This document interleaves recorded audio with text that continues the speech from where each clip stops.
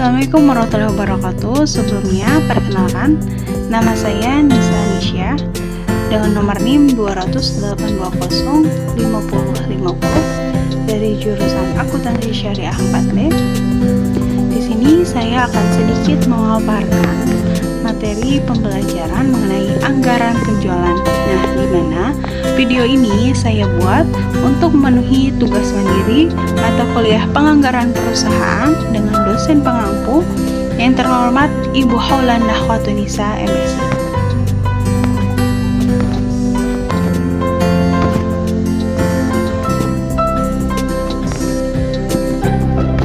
Selanjutnya kita masuk poin pertama mengenai pengertian dari anggaran penjualan. Nah, sebelumnya kita harus mengetahui dulu apa sih anggaran penjualan ini. Menurut Muhammad Munandar pada tahun 2001, anggaran penjualan adalah anggaran yang merencanakan secara lebih terperinci tentang penjualan perusahaan selama periode yang akan datang, yang di dalamnya meliputi rencana tentang jenis, kualitas, jumlah atau kuantitas, harga barang yang akan diuji, waktu penjualan, serta tempat daerah penjualannya. Sedangkan menurut Muekijat pada tahun 2000, pengertian anggaran penjualan ini adalah suatu perkiraan yang layak tentang volume penjualan yang diharapkan. Jadi, dapat diambil kesimpulan bahwa pada dasarnya anggaran itu merupakan sebuah rencana yang dinyatakan dalam bentuk kuantitatif pada periode tertentu yang biasanya dinyatakan dalam periode tahun. Selanjutnya mengenai tujuan dari anggaran penjualan.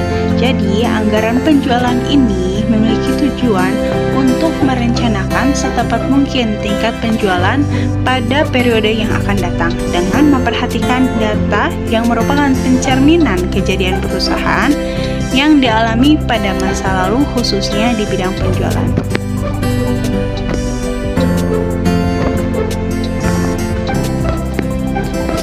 Yaitu mengenai kegunaan dari anggaran penjualan.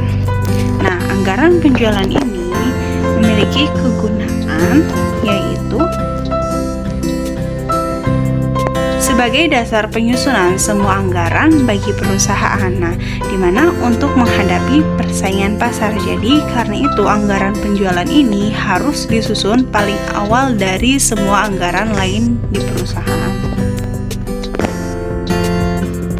Selanjutnya yaitu mengenai manfaat dari anggaran penjualan.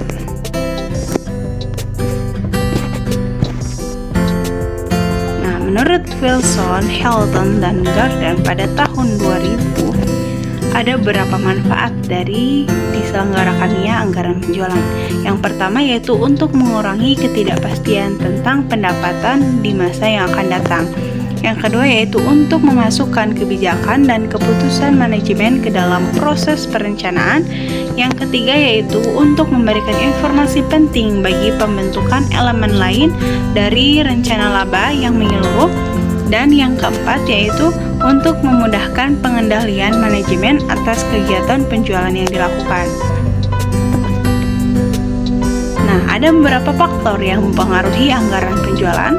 Yang pertama yaitu faktor pemasaran, yang kedua faktor keuangan, yang ketiga yaitu faktor ekonomis, yang keempat yaitu faktor teknis, dan yang kelima yaitu faktor-faktor lainnya yang berhubungan dengan anggaran penjualan. Nah, sebelum menyusun anggaran penjualan, kita harus mengetahui dulu prosedur yang harus kita lakukan. Nah, ada beberapa langkah dalam penyusunan anggaran penjualan yang dikemukakan oleh Gunawan Adi Saputro pada tahun 2001, di mana pertama kita harus menentukan dasar anggaran, yang kedua yaitu menyusun rencana penjualan. Di sini kita akan membahas satu-satu mengenai poin-poin tersebut.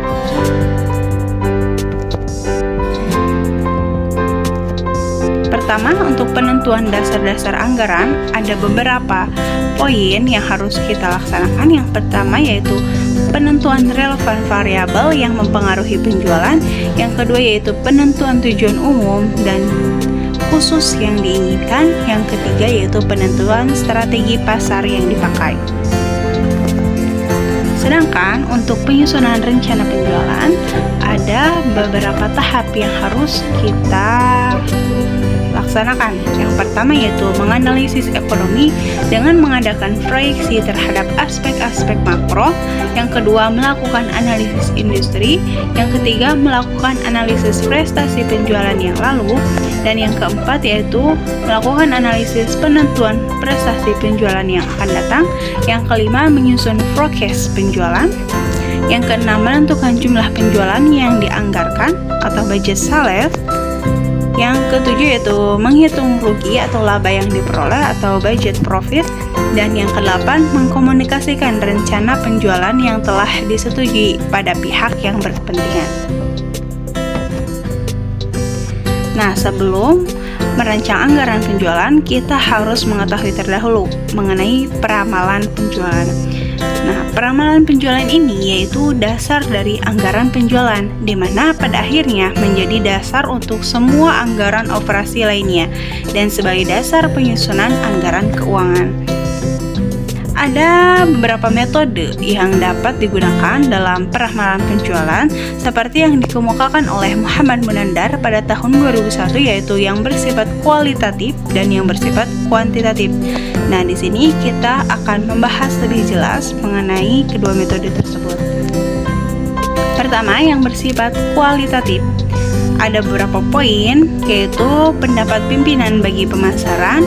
Yang kedua yaitu pendapat para petugas penjualan. Yang ketiga, pendapat lembaga-lembaga masyarakat.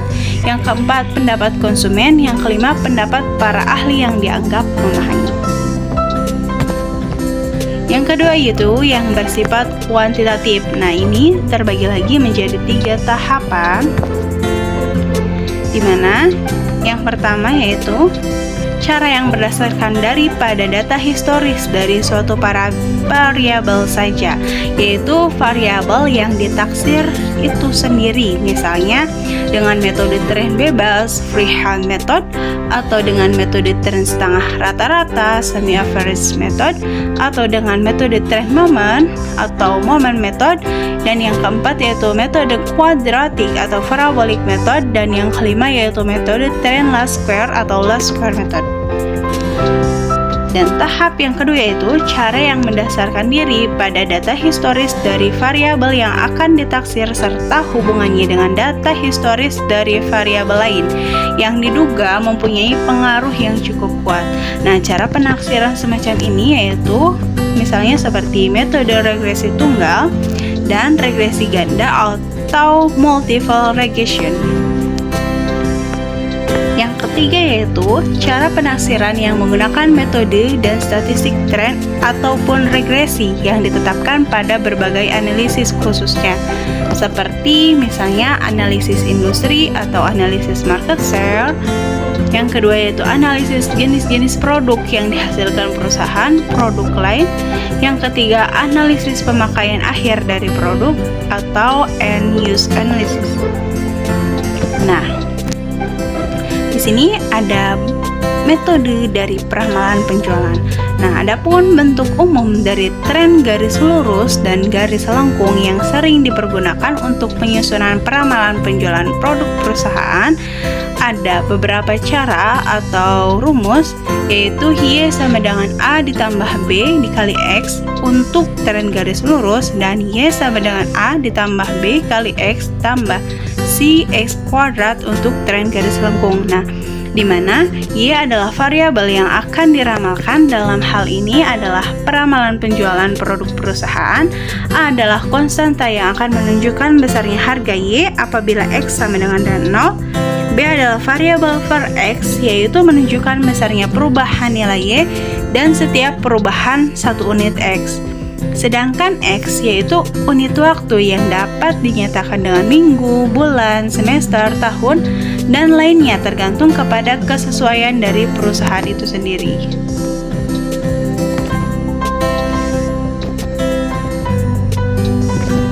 Nah, untuk mencari besarnya nilai A, B, dan C, maka dapat dilakukan dengan mempergunakan rumus-rumus sebagai berikut.